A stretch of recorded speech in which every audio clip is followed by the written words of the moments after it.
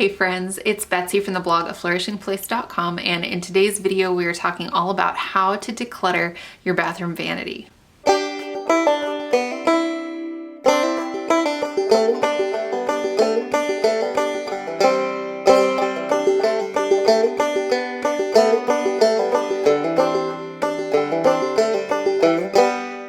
This is the one that we never want to tackle. It's always an area that tends to get messy, and if you live in a home like ours, we have multiple people that are sharing one bathroom, and so it gets a little bit tricky when you're looking at cupboards and drawers and how to make everything work for everybody that's using that bathroom. Before I keep going, I just wanted to mention there is a link to the full blog post in the description box below if you're interested in reading it. Like I mentioned before, my name is Betsy. I have a wonderful husband and two great kiddos, both of whom are still in diapers, and we live in a 3-bed, 1-bath house, and so our bathroom needs to function for multiple purposes. I find with our bathroom vanity, my organization is sloppy and I just kind of keep sticking stuff in there, and then I just don't bother to make sure that everything has a home and a proper place. And so then things get scattered, they get stashed in odd places. I end up with duplicates of things that I didn't know I had, and half-used bottles of stuff that just gets so frustrating over time, and I don't know if you are the same way. So I just want to take you through how to declutter your bathroom vanity. I went through ours,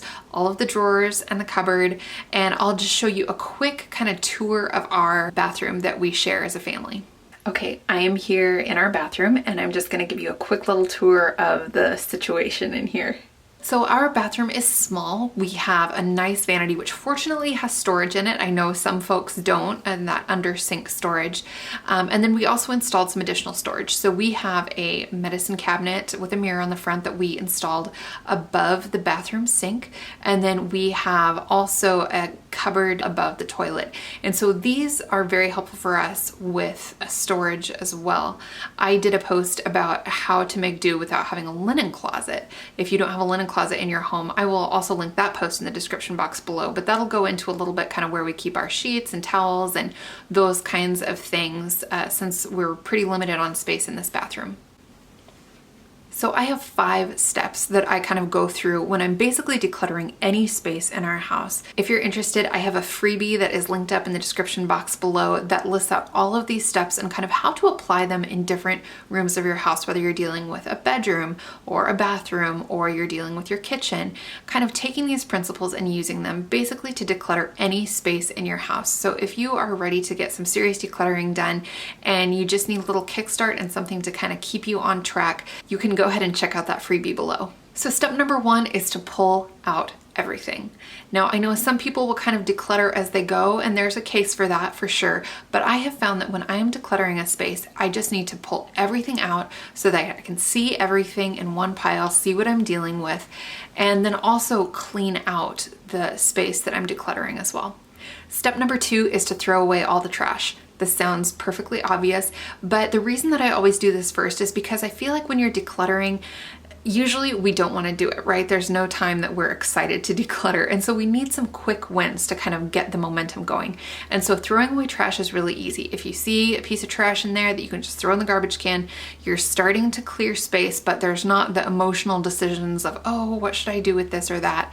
You can just take trash, throw it away, and keep on moving. And I just want to stop here and give a note on partially used products. This is probably one of the biggest barriers when we're going through cleaning out a bathroom vanity. Say some hair product that you bought and you wanted to try and you realized you didn't really like it, but you paid $8 for it, or you paid $15 for it, or whatever, and you just don't feel like you can throw it away. You could fill in that blank with hair stuff, with skincare stuff, things that we have tried or were given to us and we end up not really liking them, but we feel kind of guilty to get rid of them. But it's important to think through this rationally. The money's already spent. You can't get that money back. And if it's a situation where somebody gave you something and you didn't care for it, well, that was a really nice thought and you were able to express appreciation to that person for that thing. You were still able to make that relational connection, and you don't have to keep something sitting inside your vanity to keep that relationship good. The other aspect that's hard about partially used items that we find is waste. We feel like we're being wasteful. And it's true, it is hard to get past this part. Do whatever you can when you're tossing stuff out. If there's bottles that you can recycle and at least do that much, that's great. But these items taking up space in our homes, that's not serving us in any way. It's not saving us any money. In fact, you might actually be spending extra money, because if your storage space is crammed so full of things that you can't see clearly what is inside, you may end up wasting money buying things that you don't need, that you already have. And so it really does make sense to declutter these things as much as you can. Step number 3 is to set aside anything that you want to give away. Here's the fun part. You are going to find stuff that you have not used, that is not unwrapped, things where bottles have not been opened, but you just decided that it's something that you don't need. And feel free to share that with other people that you think would enjoy it. Or better yet, donate it to an emergency shelter, a women's shelter. There are lots of these places that are glad to receive brand new toiletries that have not been used. It's not wasting space in your vanity where it's not being used, and it's going to help somebody else. Step number 4 is to group like items together. This is such a fundamentally important aspect of decluttering. You can tell what you have, how much of something you have. If you've got a lot of duplicates, you can kind of see what you're dealing with. An example of grouping things together, Band-Aids. I had Band-Aids in this drawer. I had the antibiotic ointment out in the kitchen. I had just things scattered that were kind of a first aid nature. And so I gathered everything that I needed that was first aid related, and I put it in this plastic container in the cupboard. That way, if something happens with one of the kids, I can grab everything all at one time and take care of whatever is going on. There were things I ran across as I was decluttering our vanity. I had to laugh. I don't know how many tubes of toothpaste we had in there, you know, the little travel toothpaste like that you get from the dentist. We built up tubes of toothpaste to just an extreme that was really not needed. So I was able to part with a lot of those and make some space. And then there were other things as well. I went through my makeup again, and I declutter my makeup every so often, but you just go through and realize what you're wearing, what you're not, what you're using on a daily basis, what you might want to keep for a special occasion. But honestly, even though I declutter my makeup regularly, I was surprised with how much I was still able to declutter out of what I had. Step number 5 is to arrange everything to be accessible and visible. So now we're getting to the organizing part. A lot of the decluttering is done. You may still find a thing or two that you want to get rid of, but by and large, we're just into organizing now. My goal in decluttering and organizing our bathroom vanity was to make everything accessible and visible. These two concepts are so important when it comes to organization. If things aren't accessible, that's kind of pointless, right? They need to be easy to reach for everybody in the family and easy to put away. And then secondly, things need to be visible. You want to be able to quickly open a drawer, quickly open a cupboard, see what you have, see what you might need to pick up at the store, and you're not going to be able to take inventory, so to speak, if everything is kind of crushed together and stashed in corners and in plastic bags. So as much as possible, you want to be able to see what you have. And I just want to give a quick note on containers as well. It is so fun to do cute containers in a bathroom, in a pantry, all these different places, and there's absolutely nothing wrong with that. And there might be a time where I switch out the containers that we have here in our bathroom for more cute, coordinated, matching containers. But I just want to encourage you that you don't have to have cute matching containers in order to make your bathroom vanity a space that is nice and clean and well organized and stress-free. I used things in this bathroom declutter and organization that we already had on hand.